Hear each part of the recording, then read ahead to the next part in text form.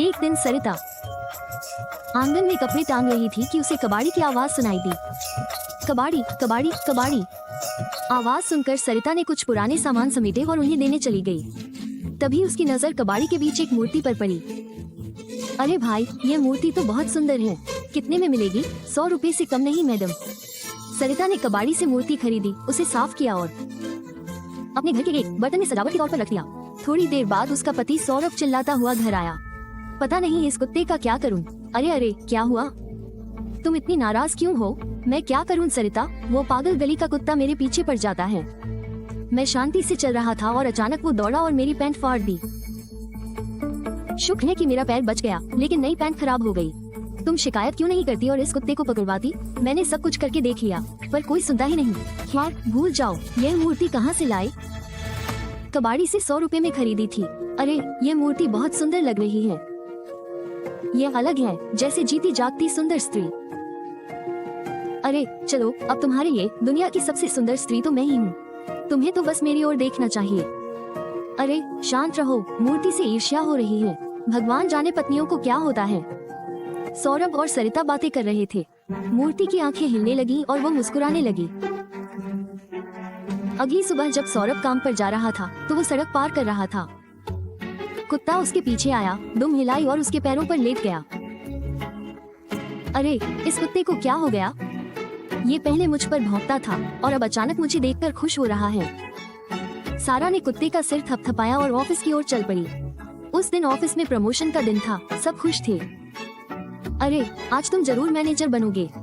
पिछले कुछ सालों में इस कंपनी में इतने प्रोजेक्ट कोई और नहीं लेकर आया, 2 साल जैसे तुम्हारे पास हैं। सौरभ को पदोन्नति की उम्मीद थी, लेकिन जब उसके बजाय उसके कनिष्ठ ललित को पदोन्नत किया गया तो वो और बाकी सभी लोग हैरान रह गए। कैसे? ये कैसे संभव है? तुम्हें पदोन्नति मिलनी चाहिए थी। ललित को ये कैसे मिला जो मुश्किल से कोई काम करता है? मुझे कुछ समझ नहीं आया राहुल, ये सब आस्था का विषय है। हम क्या कर सकते हैं? सौरभ उदास चेहरे के साथ घर लौटा तो बहुत निराश था। उसकी पत्नी सरिता ने उससे पूछा, तुम इतने दुखी क्यों हो? क्या तुम्हें पदोन्नति नहीं मिली? नहीं, मुझे नहीं मिली। ललित ने अभी 4 महीने पहले ही ज्वाइन किया था और मुश्किल से कुछ भी जानता है, फिर भी उसे पदोन्नति मिल गई। पता नहीं कार्यालय में क्या हो रहा है, ऐसा कैसे हो सकता है? तुम इस कंपनी में इतने सारे प्रोजेक्ट लेकर आए। चलो अब इस बारे में बात नहीं करते। सरिता, आराम करने अपने कमरे में। मैं जा रहा।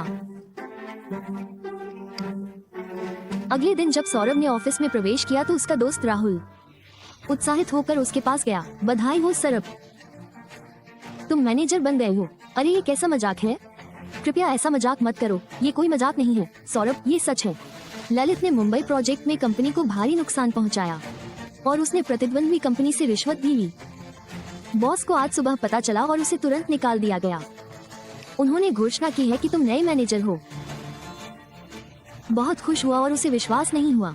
उसने घर जाते समय मिठाई खरीदी और सरिता को ये खुशखबरी सुनाई, जो भी उतनी ही खुश थी। खाओ, मेरी सैलरी अब तिगुनी हो गई है, हम अच्छी जिंदगी जीने वाले हैं। वाकई, क्या ये सच है? और सरिता ने जश्न मनाया। अल्पविराम। मिठाई। सौरभ। जब सौरभ बाद में मिठाई खाने आया तो उसने डिब्बा खाली पाया और सरिता से कहा, अरे सरिता, तुम मेरी पदोन्नति से इतनी खुश हो कि तुमने मेरे लिए एक भी मिठाई नहीं छोड़ी और सारी मिठाइयाँ खा गई। तुम क्या बात कर रही हो? मैंने वही खाया जो तुमने मुझे खिलाया और बाकी मैंने इस मूर्ति के पास छोड़ दिया। ओह, तो क्या मूर्ति ने उन्हें खा लिया? एक चूहा रहा होगा। हमारे घर में पिछले कुछ समय से काफी चूहे आ गए हैं। सौरभ और सरिता दोनों का मानना था कि चूहे ने मिठाई खा ली होगी। वास्तव में ये रहस्यमयी मूर्ति थी। मूर्ति कोई साधारण मूर्ति नहीं थी। उसे पहली नजर में ही सौरभ से प्यार हो गया था और वह उसकी सभी इच्छाओं को पूरा कर रही थी। सौरभ मूर्ति के सामने जो भी कामना करता वो पूरी हो जाती। इस बारे में न तो सौरभ को और न ही सरिता को कोई अंदाजा था। लेकिन एक दिन जब सौरभ सरिता से बात कर रहा था। अल्पविराम। अंत में, मुझे कल फिर से कोर्ट जाना है, अब और ऐसे नहीं चल सकता। इस जमीन का क्या मामला है? तुमने मुझे कभी यह नहीं समझाया। दरअसल ये एक मामला है जो मेरी मौसी ने दायर किया है। उनके बेटे राजन को अच्छी तरह पता है कि यह जमीन उनकी नहीं बल्कि मेरे पिता की है। मेरे पिता घायल हो गए थे और कानूनी काम नहीं कर पा रहे थे, इसलिए उन्होंने जमीन मेरी मौसी के नाम कर दी। लेकिन अब सालों बाद जब हमें जमीन की जरूरत है तो वो इसे वापस देने से मना कर रही हैं। अब और ऐसे नहीं चल सकता। ओह, ये बहुत अनुचित है। इसे हल करने का कोई तरीका होना चाहिए। जब तक मेरी मौसी जीवित है तब तक कोई समाधान नहीं है। चिंता मत करो और अपना खाना खाओ, कुछ न कुछ हल निकल ही जाएगा। सौरभ की बातें सुनकर मूर्ति ने अपनी आंखें घुमाई और फिर से मुस्कुराई। इस बार सौरभ ने खुद इसे हिलते और मुस्कुराते हुए देखा। ये मूर्ति मुस्कुराती है और अपनी आंखें घुमाती है, लेकिन मैं सरिता को इसके बारे में नहीं बताऊंगा, अन्यथा वो बिना किसी कारण के डर जाएगी। मैं कल कोर्ट जाऊंगा और फिर पता लगाऊंगा कि क्या हो रहा है। तभी सौरभ को उसके चचेरे भाई राजन का फोन आया। उसने बताया कि उसकी बुआ का देहांत हो गया है। ये सुनते ही सौरभ ने तुरंत मूर्ति की तरफ देखा और फोन रख दिया। उसे अब साफ समझ आ गया था कि जो कुछ भी हो रहा था वह मूर्ति की वजह से था। अगले दिन उसने जमीन का केस भी जीत लिया। वो घर लौटा और सरिता को मूर्ति के बारे में सब बताया। हमारे पास एक रहस्यमयी मूर्ति है। ये मूर्ति अद्भुत है।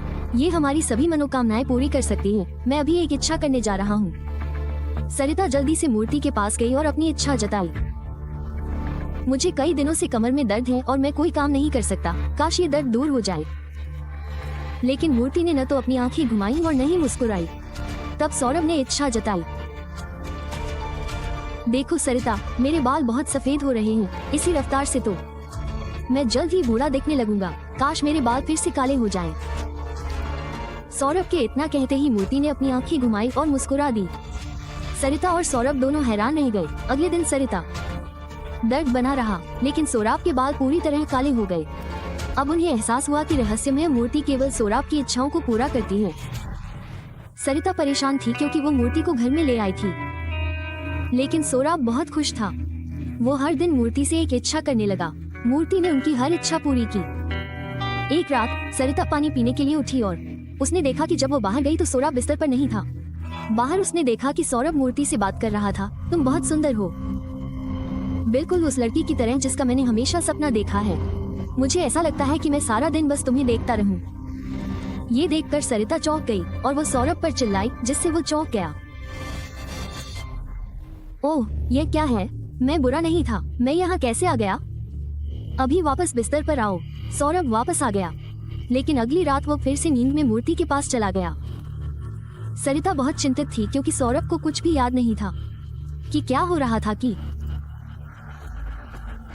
एक दिन जब सरिता आंगन में कपड़े बना रही थी और सोच रही थी कि क्या यह मूर्ति उसके पति को उससे दूर कर रही है, उसने एक बार फिर कबाड़ी को पुकारते सुना। कबाड़ कबाड़ कबाड़ कबाड़ कबाड़। सरिता दौड़कर कबाड़ी वाले को रोकने के लिए दौड़ी और जल्दी से मूर्ति उसके पास ले आई। मुझे अब मूर्ति नहीं चाहिए, कृपया इसे ले लो, लेकिन मैं तुम्हें इसके लिए इस बार 100 रुपये नहीं देती। मुझे परवाह नहीं है कि तुम मुझे 50 नहीं दोगे, बस ले लो। कितना अजीब है, जिसने मुझे पहले यह मूर्ति दी थी उसने कोई पैसा नहीं मांगा। कितना अजीब है। हाँ, मुझे पता है कि उन्होंने इस मूर्ति के लिए कोई पैसा क्यों नहीं लिया। सरिता अपने घर में प्रवेश करती है। कबाड़। कलेक्टर आगे बढ़ता है। थोड़ा आगे एक और महिला को फिर से मूर्ति दिखाई देती है। यह मूर्ति बहुत सुंदर है। अरे भाई,